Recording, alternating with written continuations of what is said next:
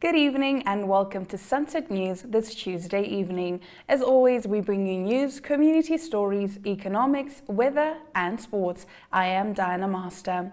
In the news tonight, High Court judges Shafimana Uitele and Johanna Prinsloo were sworn in earlier today as Deputy Judges President of the High Court.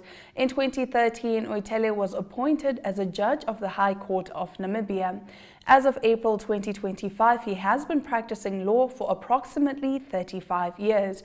Whereas in 2023, Prinsloo was appointed as an acting judge of the Supreme Court for a one-year term from April 1st, 2023 to March 31st, 2024. She was one of the first female judges to serve on Namibia's Supreme Court since the country's independence in 1990.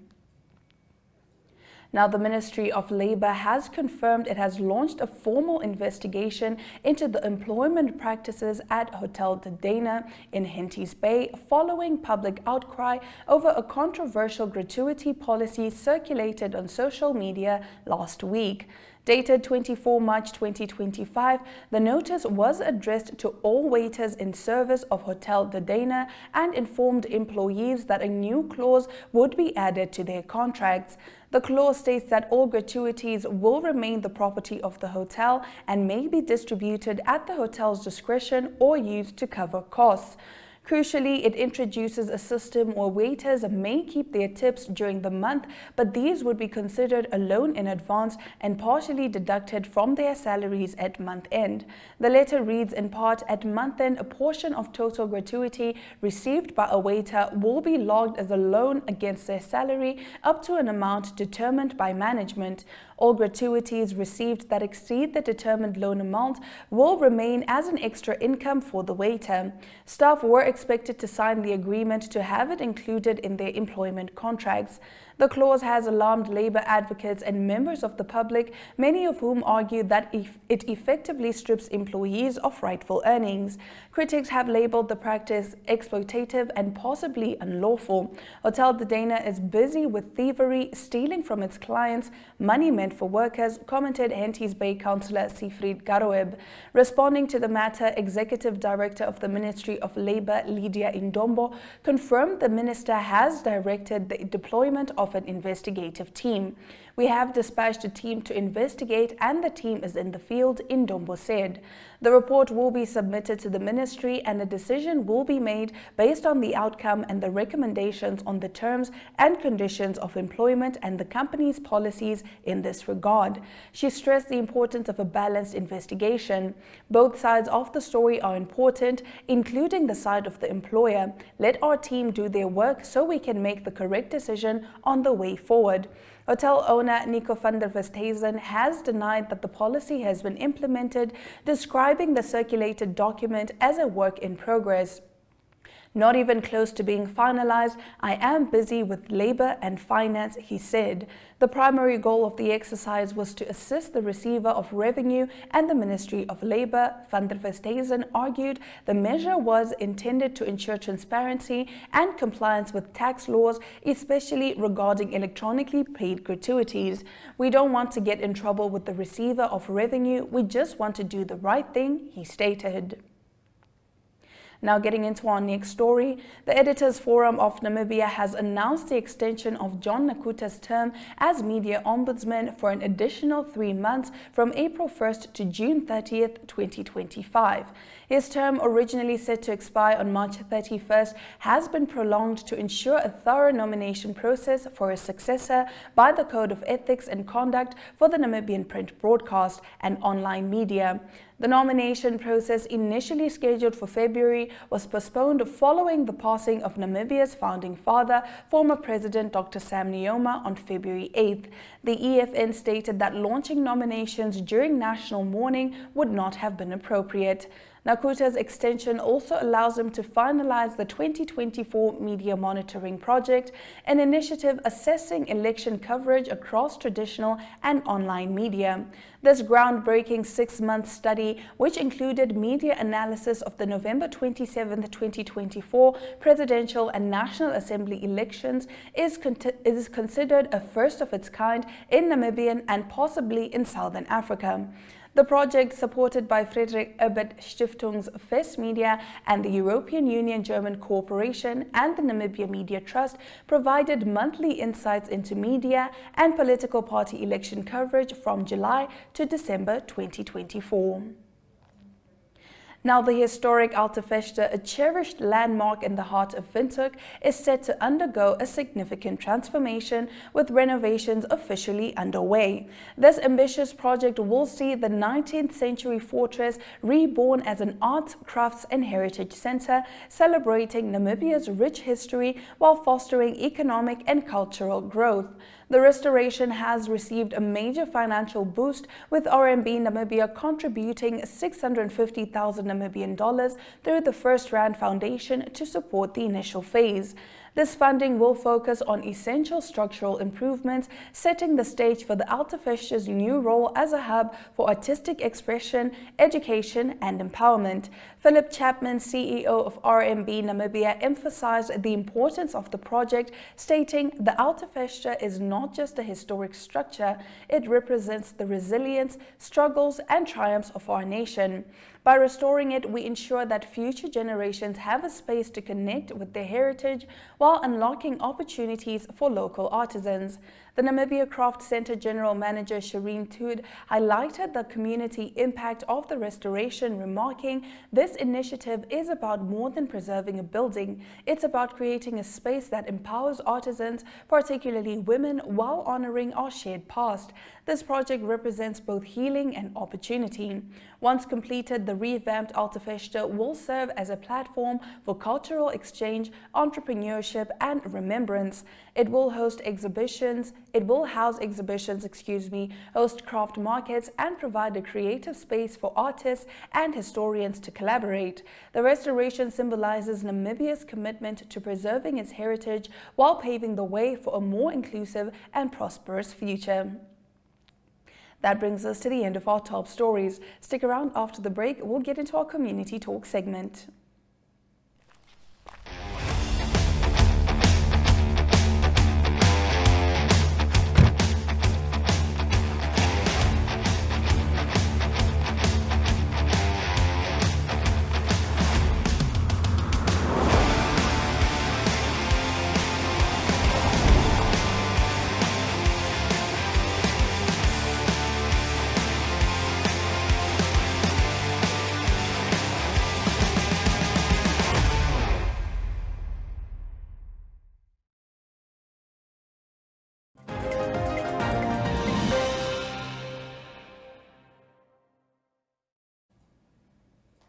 In our Community Talk segment tonight, pensioners across the country will not be able to collect their pension payouts at NamPost offices across the country today because the money has not yet been deposited into NamPost accounts. NamPost spokesperson Gladwin Groenewald confirmed to NMH that the money is usually deposited at least 2 weeks in advance or on the first Tuesday of every month to ensure timely disbursement to NamPost clients who make up the majority of government pensioners. NamPost has not received the deposit yet, he said yesterday afternoon. Wilson Shikoto, spokesperson for the Ministry of Finance and Social Grant Management, has just shared an update regarding government pension payouts. There was a glitch affecting the payout of grants for those receiving payments through NamPost. This issue has now been resolved. However, it will still impact the initial payment date, he said. Beneficiaries are advised to collect their grants tomorrow. Stick around, we'll be right back with our entertainment news.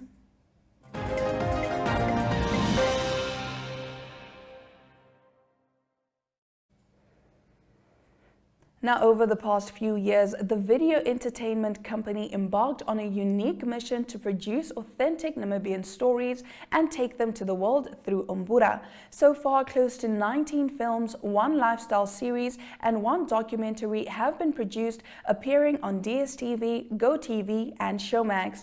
However, 2025 brings even better news. New projects will be making their way to Namibian screens at the end of the year. This year, we continue our commitment to hyperlocal storytelling with productions that reflect the culture, language, and reality of our audiences, said MultiChoice Namibia Managing Director Roger Gertsen. Beyond storytelling, we are actively investing in the future of African film and television by training, funding, and supporting the next generation of local talent. Because when Africa tells its own stories, the world listens. The projects are as follows. Oppad Met My Potjie, a local cooking series featuring the stunning Joëlette de Villiers, has been picked up for season 2. Borabox, which will premiere on Channel O, is a new music request show which will uncover the rhythm of Namibia, taking viewers on a journey where music, culture, and community meet. Crossover Hearts is a new romantic film directed by MultiChoice Talent Factory alum Lucia Kim Hamungete, which follows a young couple from different cultures battling prejudices and family expectations. Desert Films' The Long Road details the life of a struggling factory worker who has been abandoned by his wife and attempts to redeem himself. Oppie+, a romantic drama, is about a city girl launching a social media business and reluctantly takes on a struggling farmer as a client. But do sparks fly? The popular Afrikaans program, which will make its way back to our screens on Cakenet for an exciting new season. Stay with us, we'll be bringing you our economic news right after this.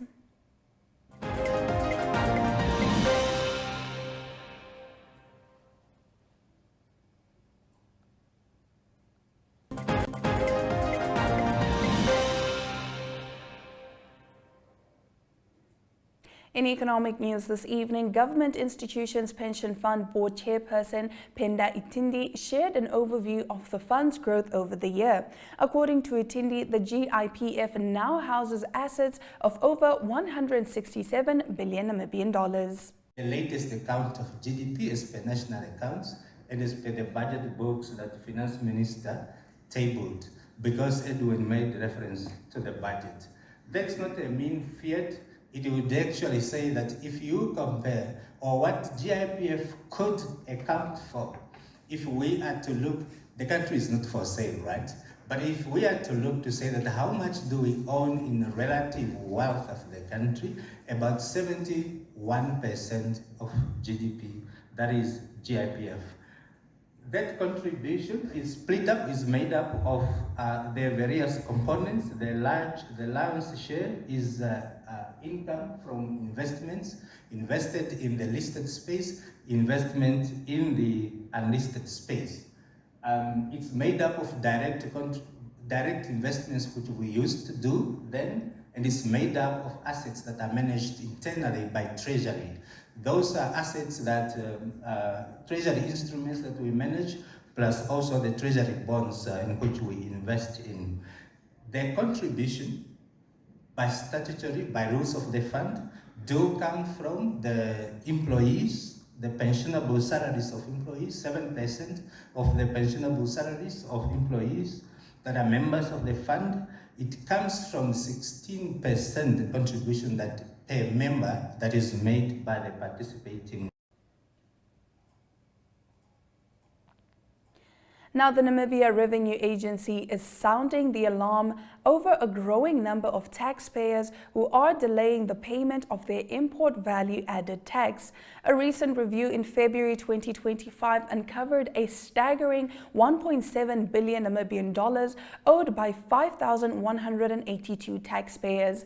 NAMRA is urging these individuals and businesses to settle their outstanding VAT import accounts immediately or to put in place a payment plan. Failure to take action will result in the immediate suspension of their import accounts. Sticking with economic news, let's take a look at the economic indicators.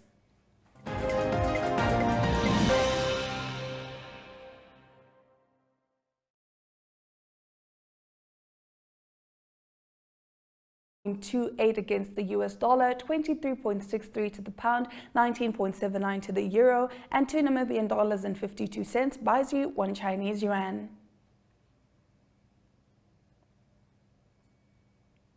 Looking at commodities, all commodities are up, save for copper, which took a dip of 0.83%, now trading at $5.04 per pound.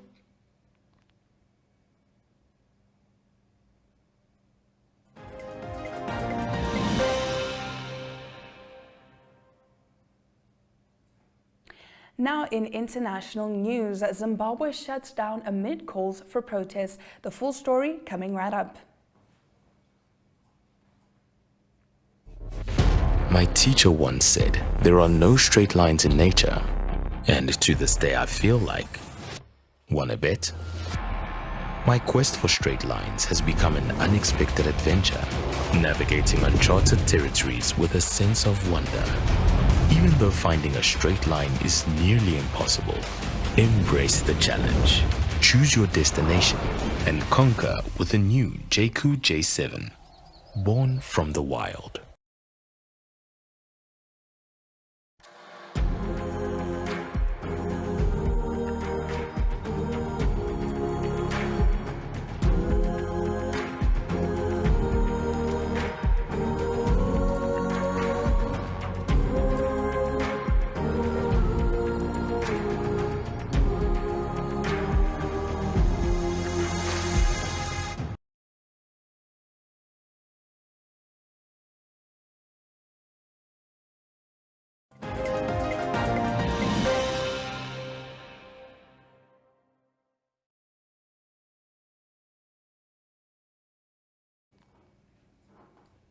In international news tonight, a national protest meant to pressure Zimbabwean President Emmerson Mnangagwa to resign turned into a shutdown as citizens opted to stay away rather than take to the streets amid a heavy security presence.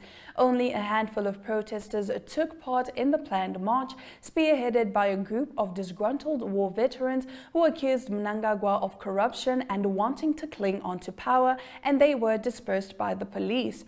Following the reports of a low turnout, protest leader Blessed Geza urged Zimbabweans not to be cowards in a post on X. Mnangagwa became president in 2017 following a coup against longtime leader Robert Mugabe and is currently serving his second and final term. Geza, who wants Vice President Constantine Chiwenga to replace Mnangagwa, had previously called for Zimbabweans to fill the streets in a final push to force the president to step down. Numerous videos were shared on social media throughout the day. In one, police can be seen using tear gas to disperse a crowd gathered at President Robert Mugabe Square in Harare.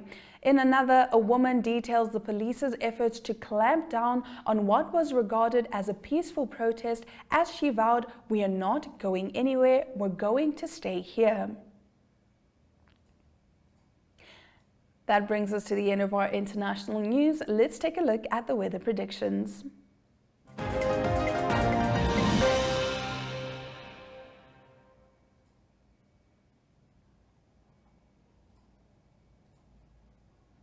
Tsumeb can expect some showers with maximum temperatures to hit 27 degrees and minimum temperatures to hit 18 degrees Celsius.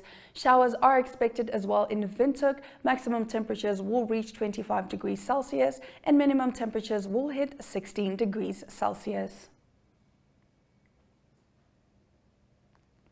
Looking over in Ariamsvlei, 32 degrees Celsius can be expected for the maximum temperatures and minimum temperatures of 21 degrees Celsius. Over at the coast in Walvis Bay, partly cloudy conditions, maximum temperatures will hit 20 degrees Celsius and minimum temperatures will hit 16 degrees Celsius.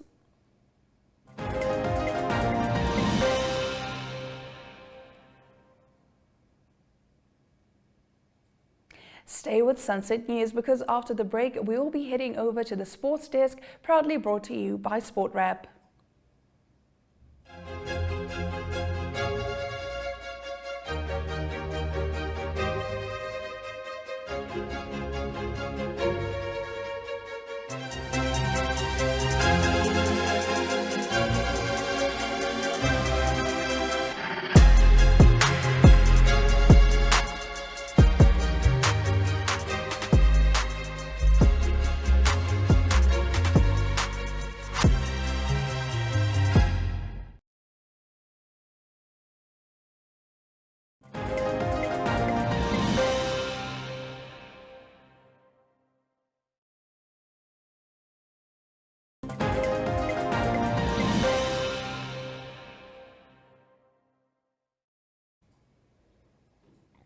We'll now be bringing you the latest in sports news courtesy of SportRap.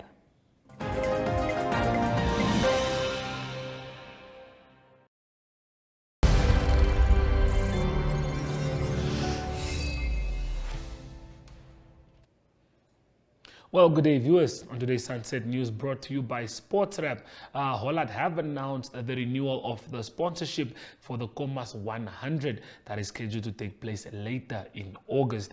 We did catch up with the CEO of Hollard, and this is what he had to share. Okay, cool. So I'm joined by Jaco Lambrecht, who is the CEO of Hollard. Jaco, just tell us, Comas 100, how excited are you for this one, and how excited are you for the fact that Hollard is on board for this? Yeah, thank you very much. We're very excited upcoming ride. Last year was the first iteration. It was tough, it was brutal. 53 degrees Celsius in the heat, 2,500 meters of climbing, so it's quite a brutal race. Our conditions are harsh. The international riders is going to be here this year, and we are expecting quite a number of them since it's also serving as the African Champs. And it's a qualifying event, one of only two on the African continent to participate in the World Champs, the upcoming Gravel World Champs later this year. So we are expecting quite a stacked international field. And it's going to be exciting to see how they deal with our conditions. You know, the guys are used to racing in Europe where it's not as hot and the roads are quite a bit smoother. So we are really looking forward to the upcoming event. We are looking forward to showcasing Namibia and what we've got to offer our beautiful country. As all of Namibia, you know, our business was established in 2003, and we're turning 22 years old this year. Our business is built by Namibians, for Namibians. So we're very proud to be involved in a truly Namibian event such as this one. You know, it's definitely not going to be easy, as we've mentioned.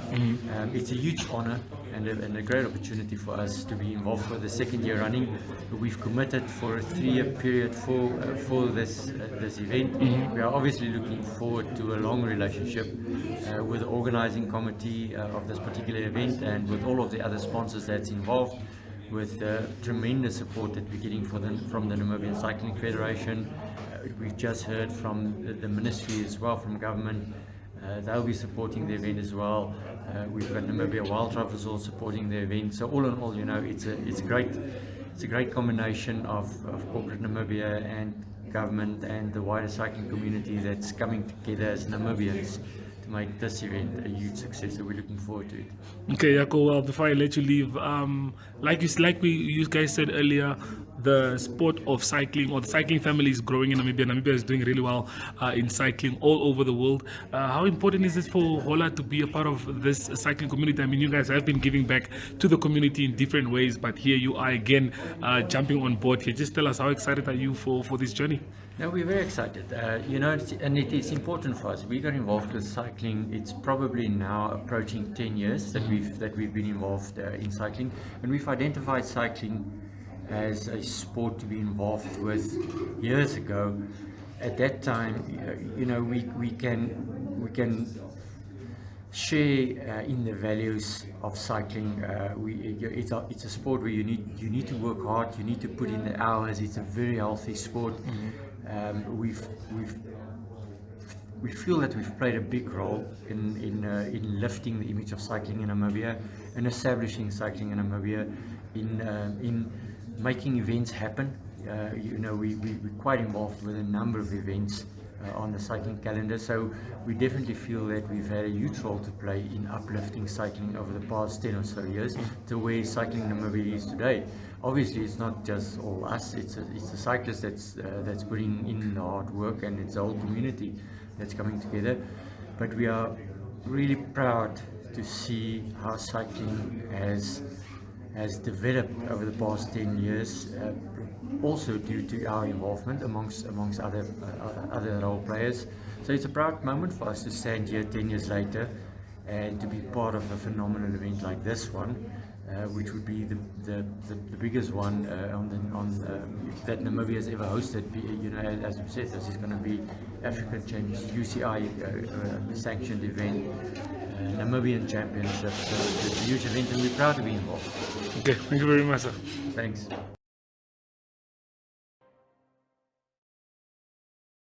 Good day, everyone. Time for international sports news, and starting off with football news, with soccer news. The English Premier League, they return after 16-day break, and it will be 3 games played on Tuesday and then also 6 games played on Wednesday. The log at the moment is Liverpool leading after 29 games with 70 points. All the teams have played 29 games. Arsenal behind them with 58 points in second position, then Nottingham Forest 54 points, and Chelsea making up the top 4 with 49 points, and then defending champions in 5th position at the moment, 48 points.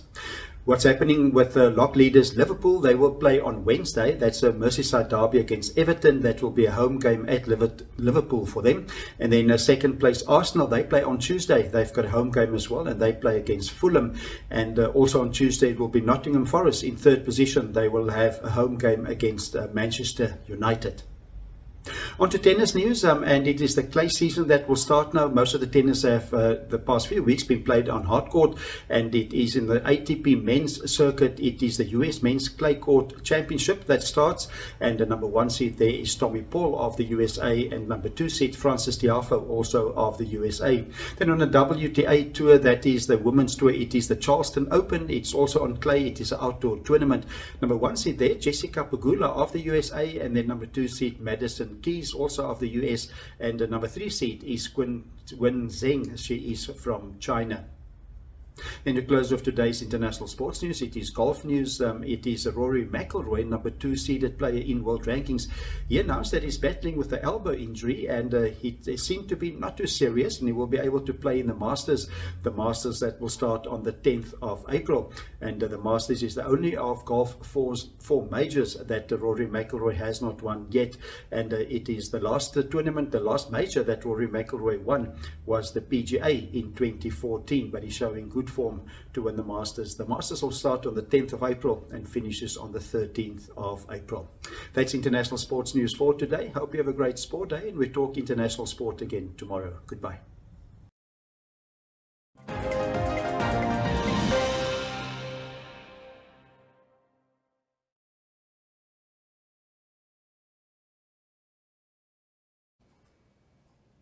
And with that, we have come to the end of the broadcast. Make sure you join Sunset News on Facebook and all the NMH platforms on weekdays, as well as on our website, oneoptune.com. Sunset News screens on DSTV channel 285 and GoTV channel 25 every weekday from 7:30 to 8 p.m. I am Diana Master, and this has been Sunset News. Don't end your day without us.